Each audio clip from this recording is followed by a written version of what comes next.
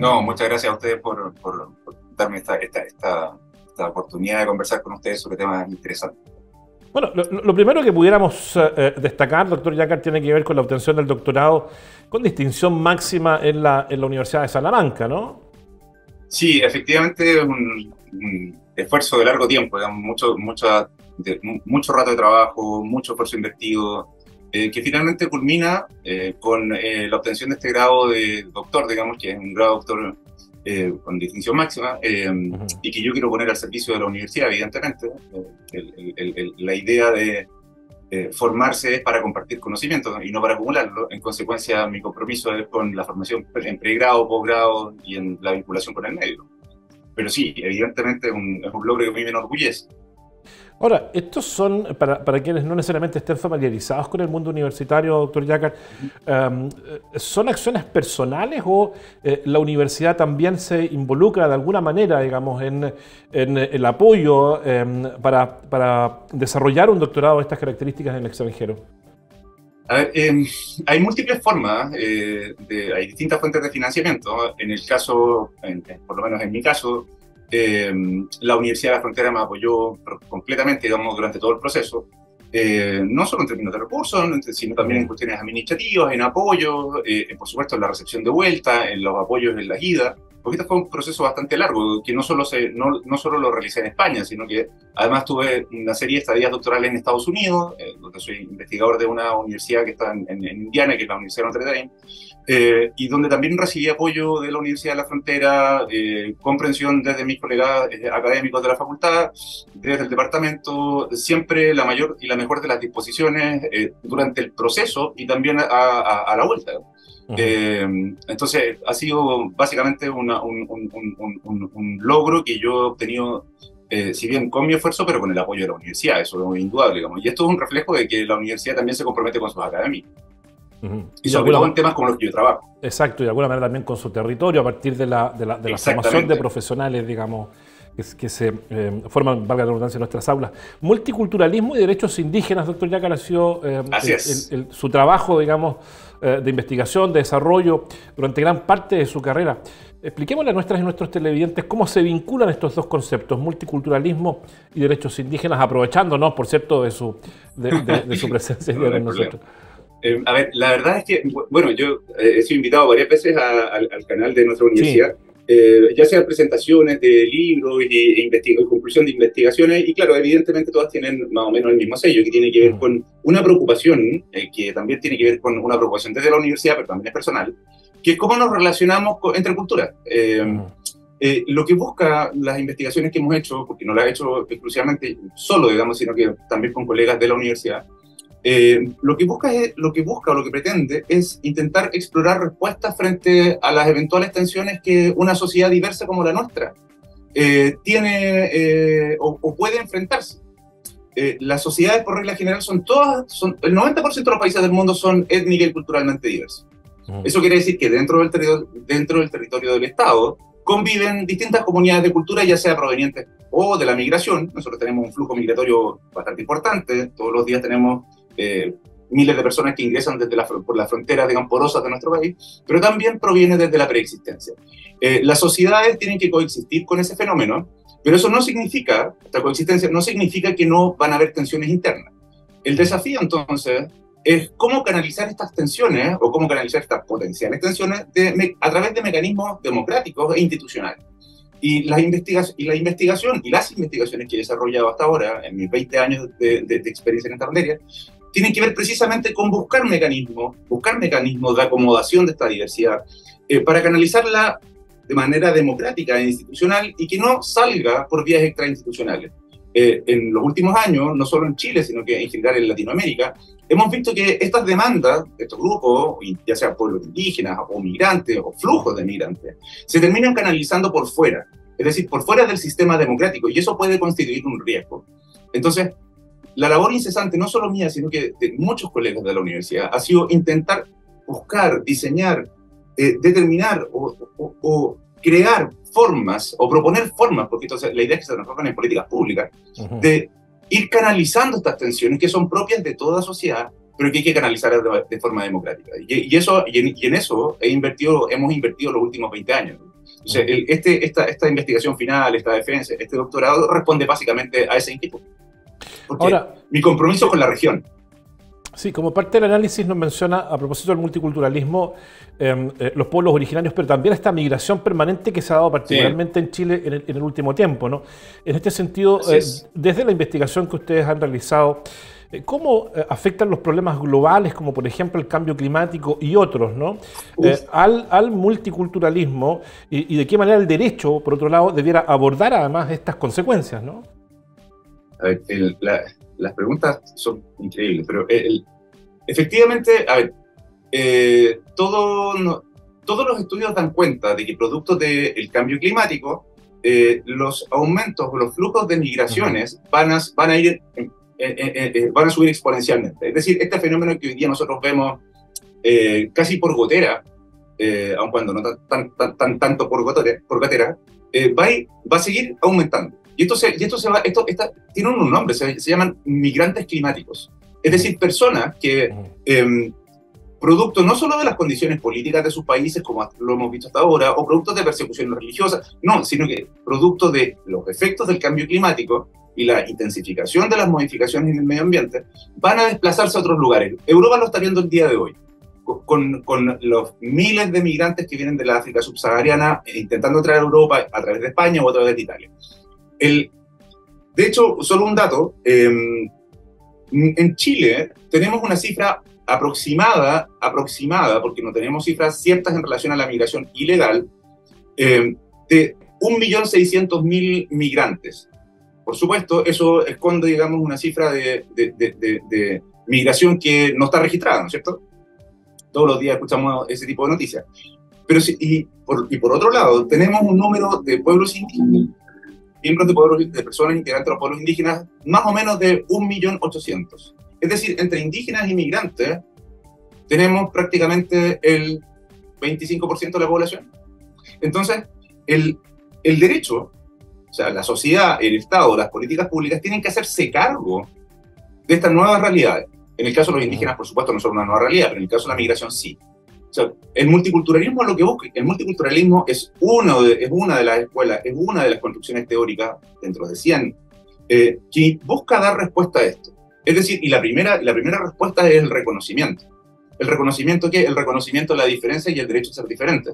Esto no significa bajo ninguna circunstancia el establecer privilegios, sino simplemente reconocer que dentro de una sociedad como la nuestra, coexisten distintas miradas y distintas formas, no siendo ninguna necesariamente intrínsecamente buena y la otra intrínsecamente mala. Y el derecho debe dar respuesta a eso. Países que nosotros siempre miramos como ejemplo, viven estos fenómenos hace muchos años. Nueva Zelanda, Canadá. Vamos a ir, doctor Jácar, vamos a ir a lo que seguramente usted conoce mejor que yo, que es el derecho comparado, para mirarnos de alguna manera en el espejo y ver, digamos, de dónde podemos sacar también algún ejemplo que permita aportar con eventuales soluciones, rescatando, digamos, la identidad cultural y de contexto que tenemos actualmente en Chile. Sin embargo, uno siente que los estados están poco preparados o son de respuesta lenta cuando se enfrenta con estos procesos migratorios. Es decir, a ver, hay una respuesta lenta para los procesos migratorios, pero también hay una respuesta lenta, digamos, para lo que vive la región de la Araucanía, digamos, y el sur de Chile, en su relación con el pueblo mapuche. Lenta podría ser un calificativo y otros, ¿no? En este sentido, es posible, y aquí recurro a un elemento seguramente que fue parte también de su tesis en España, es posible entonces articular respuestas rápidas, como parte de una planificación más completa, respuestas rápidas institucionales para administrar estas eventuales tensiones que se producen, concretas tensiones en rigor y riesgos que además la diversidad puede albergar? A ver, respuestas rápidas para problemas complejos, no hay soluciones fáciles. El desafío que tiene la sociedad chilena y en particular la clase política, que es reflejo de nuestra sociedad, si también forman parte de nuestra cultura nacional, digamos, quienes forman parte del mundo político, y que por supuesto yo lo reivindico como formuladores de políticas públicas. El desafío es a transformar esto no en políticas de gobierno, sino en políticas de Estado. Porque lo peor que podemos hacer es estar cambiando una mirada de acuerdo a quien ejerce transitoriamente el poder ejecutivo. Los países que han buscado soluciones, porque la verdad tenemos que convivir con ese ruido, o sea, todas las sociedades diversas tienen ruidos en la democracia, todas, no hay ninguna sociedad perfecta. El punto es que el mecanismo de solución tiene que ser un mecanismo, o un mecanismo de canalización tiene que ser un mecanismo que sea pensado como una política a largo plazo. Y siento que en ese punto nosotros hemos estado al debe. Las políticas que tenemos, tanto ya sea para migrantes, no quiero asimilar a migrantes indígenas, son radicalmente distintos, tanto para migrantes, las hemos ido construyendo en el camino.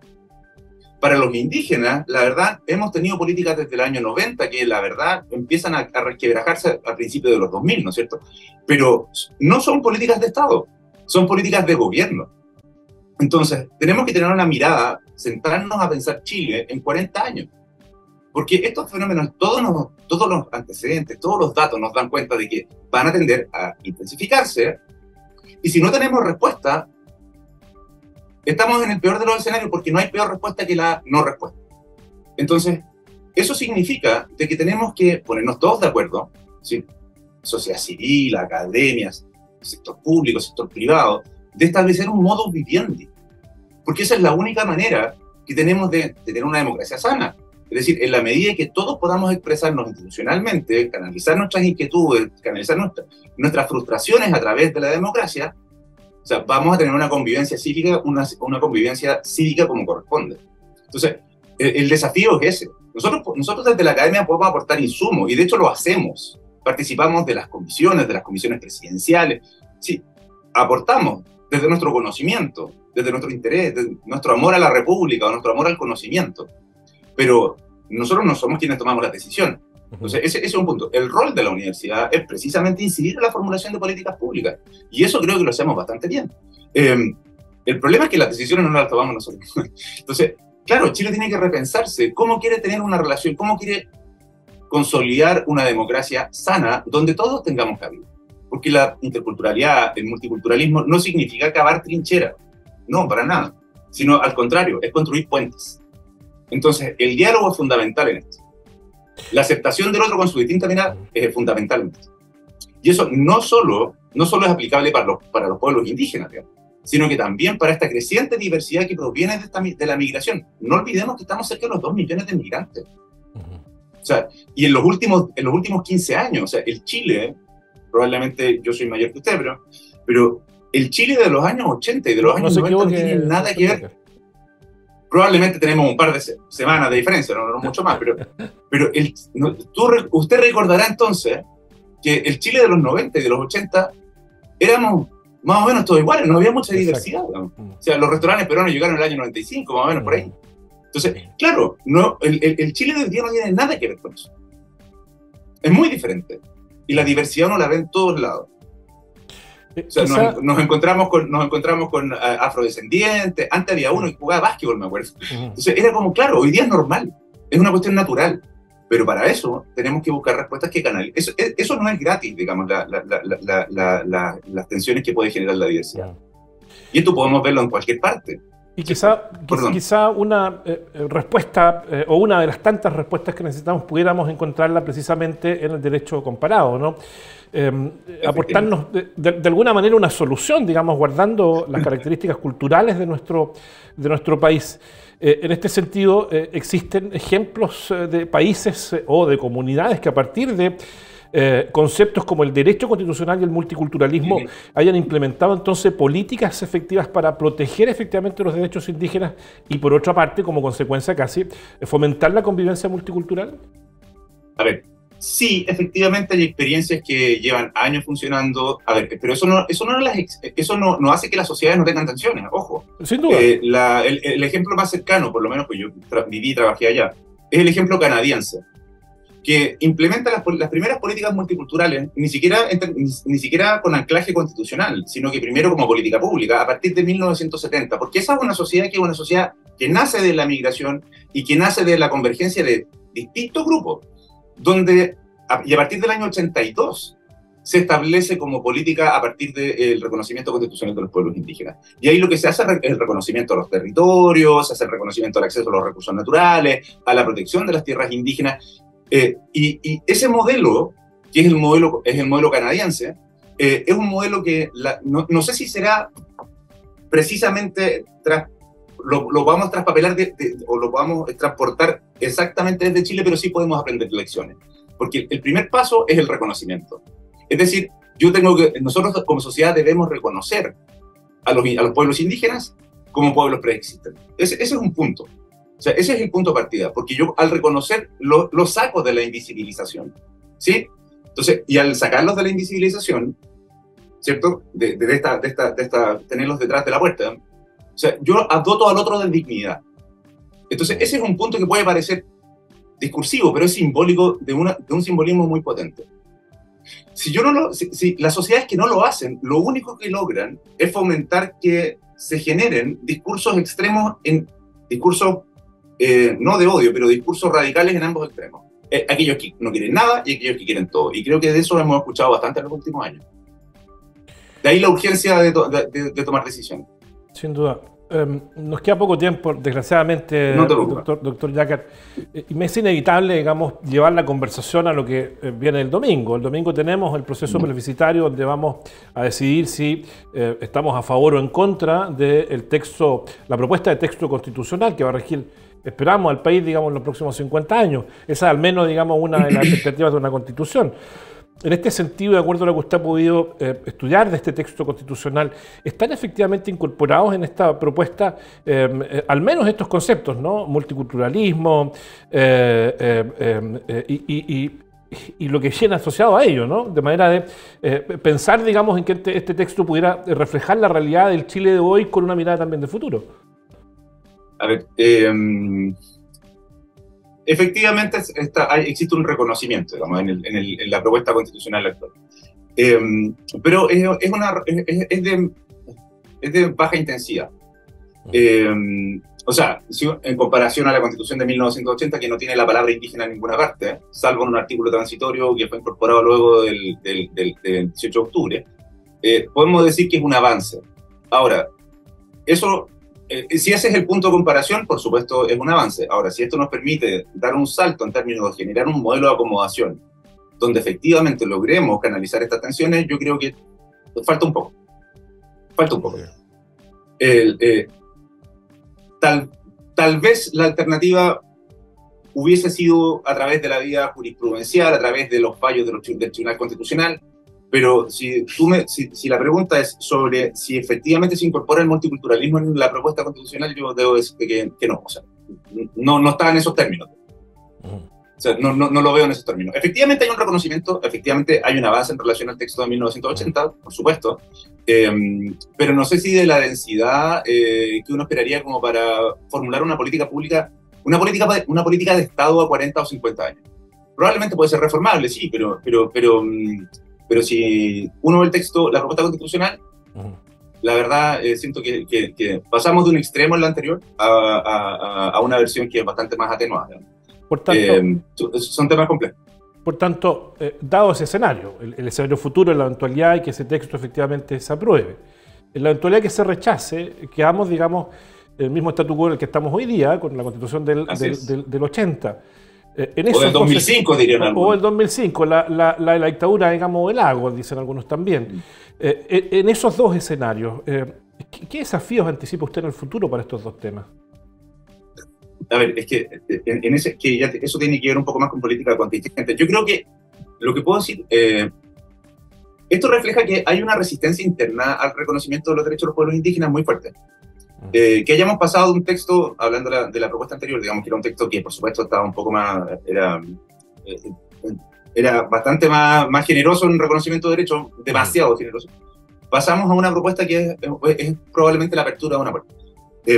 Los desafíos son que tarde o temprano vamos a tener que ponernos de acuerdo. Y la alternativa es que tiene que haber un anclaje constitucional. ¿Qué quiero decir con esto? Nosotros, este acuerdo de convivencia, este modus vivendi, tiene que estar reflejado en el texto constitucional, cualquiera sea, el que si se aprueba el proyecto o es la Constitución de 1980 o del 2005. Tiene que estar ahí, porque esto es como la idea del Banco Central, que hoy día nadie cuestiona que no esté en la Constitución. No sé si se ha dado cuenta de eso. Exacto. Todo el mundo, lo primero que el Banco Central. Bueno, porque esa es una política de Estado. Chile tiene buenas experiencias en políticas públicas que son políticas de Estado. El hambre cero, por ejemplo. Banco Central Autónomo. Esta materia de la diversidad y sobre todo la relación con los pueblos indígenas, también debe ser una materia de Estado. Debe cruzar los gobiernos y la única manera de que esto quede como política de Estado es que esté anclado constitucionalmente y que no esté sujeto a ningún tipo de vaivén de mayoría, porque a veces las mayorías electorales pueden ser peleidosas, ¿cierto? En una elección un lado y en la próxima para el otro, y vamos a borrar todo lo que escribió el anterior o el posterior, ¿no es cierto? Entonces, esto no puede depender de la voluntad, no puede depender de las mayorías circunstanciales. Esto tiene que ser una política de Estado. Chile repensarse y decir, miren, para allá vamos, así vamos a convivir. Y eso es necesario que se ancle constitucionalmente. El doctor Danko Jácar Riquelme, académico, doctor en Derecho Constitucional de la Universidad de Salamanca y académico de la Universidad de la Frontera en la Facultad de Ciencias Agropecuarias y Medio Ambiente. Doctor, muchísimas gracias por la conversación. Muchas gracias a usted por la invitación. Un abrazo y saludo a todos quienes nos están viendo.